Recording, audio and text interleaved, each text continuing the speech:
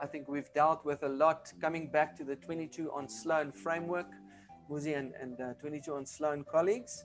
I also just wanted to round up. We've spoken about the processes, the forces in the market, the macro forces. We've seen in 2020 what can happen to a world, what can happen to an economy, the micro forces in one's immediate environment, the inner forces. And all I want to say about all these forces for now is one of my great inspiring poets, Robert Bly. He said, "The world's gone mad. It's always been mad. And the only way out of it is to have more madness, which is creativity, joy, fun-filled energy inside us than what we perceive on the outside. The only way through a world which will always be mad is to have enough madness." So over to you to find your own madness, my brothers and sisters. Opportunity realization, we've spoken about how to make it concrete in conversation. I want you to fail before you launch.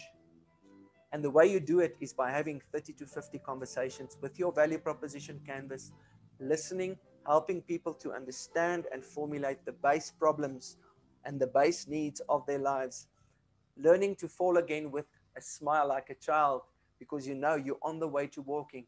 And we all know after walking comes running and flying, etc., etc. Okay.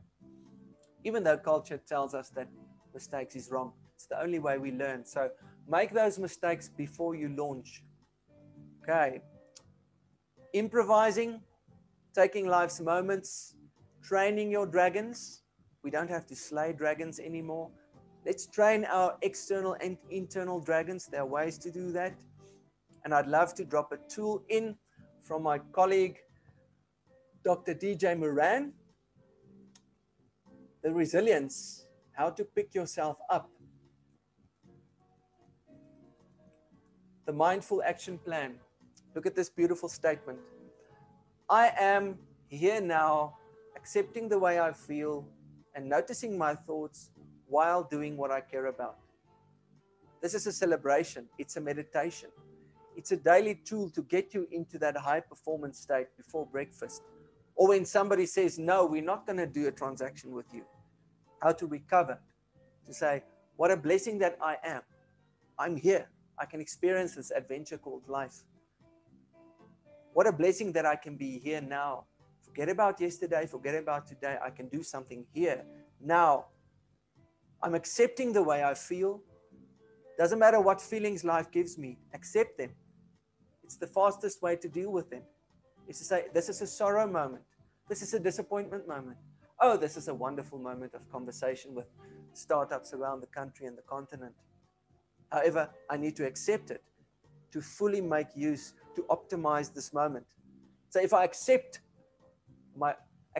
the way I feel, normally I have thoughts coming up. Oh, I'm going to be a failure. I'm going to fail at business. This is going to happen. That's going to happen. We notice our thoughts like leaves on a stream. So we've accepted that we feel groggy. We notice our thoughts, groggy thoughts, negative thoughts. Oh, there they go. There they go.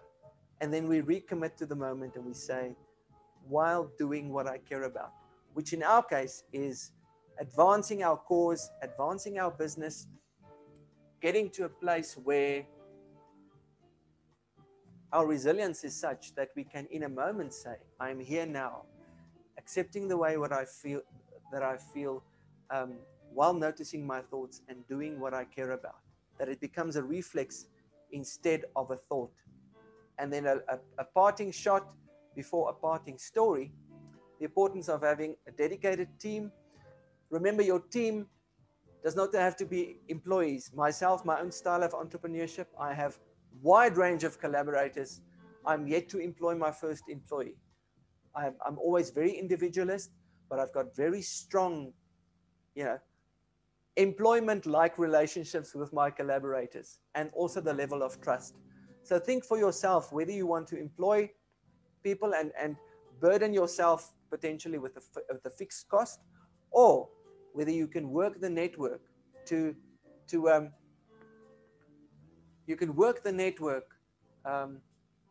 get people who you trust, who can be your collaborators. your accountants, your business advisors, your lawyers, your branding and advertising strategists, and operational people that can help you, that you can focus on the red and blue ball, which is increasing your value proposition every day, making your business and your personal contribution to your business more valuable, and secondarily and equally important, converting your value proposition to cash, which is the end result of all business endeavors. So with that in mind, I